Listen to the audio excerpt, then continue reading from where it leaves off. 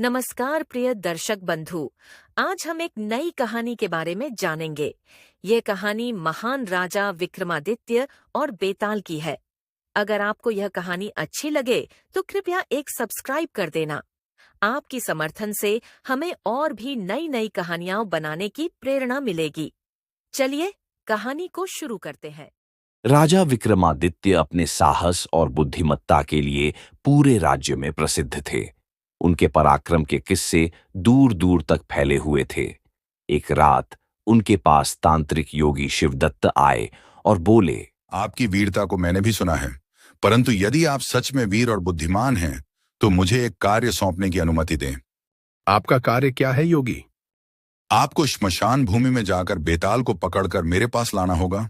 पर ध्यान रहे, बेताल चालाक है और वह आपको हर तरह से भ्रमित करने का प्रयास करेगा। यदि आपने रास्ते में एक शब्द भी बोला तो वह उड़कर वापस अपने स्थान पर चला जाएगा। विक्रमादित्य ने चुनौती स्वीकार कर ली। वह अपने विश्वास पात्र सेवक के साथ श्मशान भूमि की ओर निकल पड़े।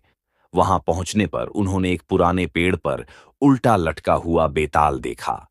विक्रमादित्य ने बिना डरे बेताल को अपने कंधे पर उठा लिया और लौटने लगे। रास्ते में बेताल ने विक्रमादित्य की बुद्धिमत्ता को परखने के लिए एक कथा सुनाई। एक बार की बात है, एक राज्य में एक बलशाली राजा था। उसके 3 पुत्र थे। राजा बूढ़ा हो चला था और उसे चिंता थी कि उसके बाद राज्य का शासन किसे सौंपे। उसने एक दिन अपने तीनों पुत्रों से कहा कि वे तीनों किसी ऐसी वस्तु की खोज करें जो सबसे अनमोल हो। जो सबसे अनमोल वस्तु लाएगा वही राजा बनेगा। तीनों पुत्र यात्रा पर निकल पड़े। बड़े पुत्र ने एक अनमोल तलवार लाई जो कभी हार नहीं मानती थी। दूसरे पुत्र ने एक ऐसी ढाल खोजी जो किसी भी अस्त्र से बचाव कर सकती थी। लेकिन छोटे पुत्र ने एक साधारण सा आईना लाया। वह आईना ऐसा था जिसमें भविष्य दिखता था। राजा ने तीनों वस्तुओं को देखा और अब वह असमंजस में पड़ गया कि किसे राज्य का उत्तराधिकारी बनाए। विक्रम, तुम बताओ, राजा को किसे चुनना चाहिए? विक्रमादित्य ने थोड़ी देर सोचा और फिर बोले, राजा को छोटे पुत्र को उत्तराधिकारी बनाना चाहिए। तलवार और ढाल भले ही शक्तिशाली हों, लेकिन वह आईना जो भविष्य दिखा सकता है, राज्य के भविष्य की सुरक्षा और समृद्धि के लिए सबसे अनमोल है। जैसे ही विक्रमादित्य ने यह उत्तर दिया, बेताल ठहाका मारकर हंस पड़ा। तुमने बोला, विक्रम, अब मैं वापस लौटता हूं। और बेताल उड़कर फिर से पेड़ पर जा बैठा। विक्रमादित्य ने बिना क्रोध के फिर से बेताल को पेड़ से उतारा और उसे कंधे पर लाद लिया। चलते समय बेताल ने दूसरी कथा सुनाई। किसी नगर में एक गरीब ब्राह्मण था। उसकी पत्नी अत्यंत सुशील और सुंदर थी। एक दिन ब्राह्मण व्यापार के सिलसिले में दूर शहर गया। तभी उसकी पत्नी के पास एक अन्य व्यक्ति आया और उसने उसे विवाह का प्रस्ताव दिया, परंतु ब्राह्मणी ने उसे अस्वीकार कर दिया। क्रोधित होकर उस व्यक्ति ने उसे जान से मारने की धमकी दी। डर के मारे ब्राह्मणी अपने घर से भागकर जंगल में छिप गई।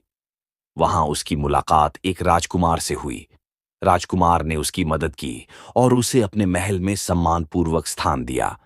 समय बीतने के साथ ब्राह्मणी को पता चला कि राजकुमार उससे प्रेम करने लगा है, परंतु उसने फिर भी अपने ब्राह्मण पति का व्रत निभाया।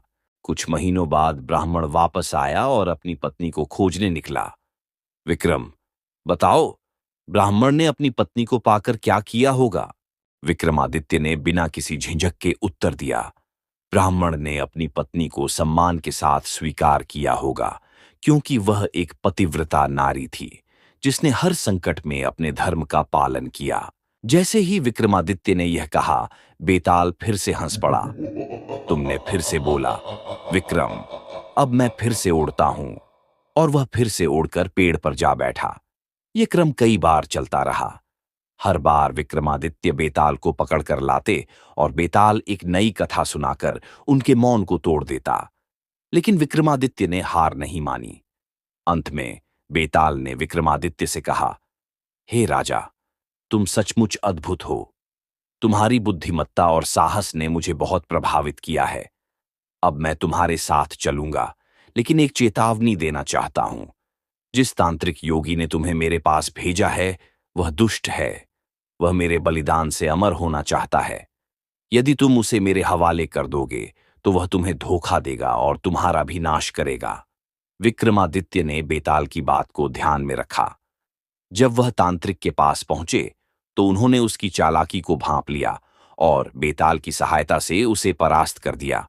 इस प्रकार विक्रमादित्य ने अपनी बुद्धिमत्ता और वीरता से एक बार फिर राज्य की रक्षा की और बेताल से मित्रता भी स्थापित की।